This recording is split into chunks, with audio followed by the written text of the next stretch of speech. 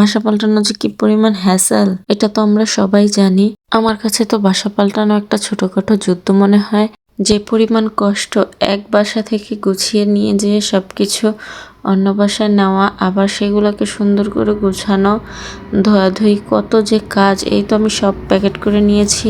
এখন একটু বড় বাসা নিয়েছি। আর আমার ছেলের একটা সোফার খুব শখ, তাই তো বাজেটের মধ্যে একটা সোফা অর্ডার করে ফেলেছিলাম। যেদিন বাসা পাল্টিয়েছি ওই দিনই আবার সোফাটা চলে এসেছে। তাই আমার হাজব্যান্ড আর ছেলে যে রিসিভ করে নিয়ে আসলো, যা ওনারাই সোফাটা নিয়ে এসে সেট করে দিচ্ছে। আমার ছেলে তো এখানে খুব খুশি সোফা পেয়ে। তো আমার আল্লাহ যতটুকু সামর্থ্য দিয়েছে ততটুকুর মধ্যে একটা সোফা নেওয়ার চেষ্টা করেছি। আল্লাহুম্মা বারিক। এক সময় এই সংসারে কিছুই ছিল না, এখন একটু একটু করে অনেক কিছু হচ্ছে। এদিকে বাসা এখনো পুরোপুরি গুছিয়ে উঠতে পারিনি। এই তো সব এরকম অগোছাল পড়ে আছে এলোমেলো ভাবে। আর এদিকে বাসায় যারা ছিল তারা এই অবস্থা করে রেখে গেছে বাসাটার। এগুলা পরিষ্কার করতে যে আমার কি পরিমাণ কষ্ট হবে আল্লাহই ভালো জানে। তারপরে এই তো তাদের বেসিংটার এই অবস্থা, তাহলে পুরো বাসার কি অবস্থা বোঝেন।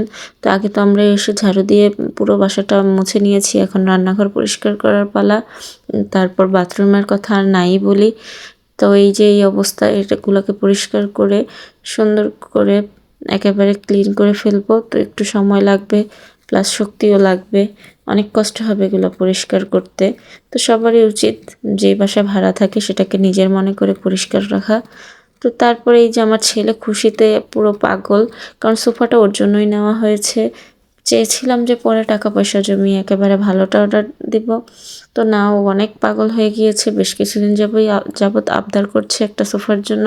তো ভাবলাম সামর্থ্যের মধ্যে একটা সোফা নিয়েই নিই, পরে না হলে আবার ভালো করে বানিয়ে নিব অথবা ফুল সেট কিনে নিব। তো এই তো আমার হাজব্যান্ড এটাকে খুলছে।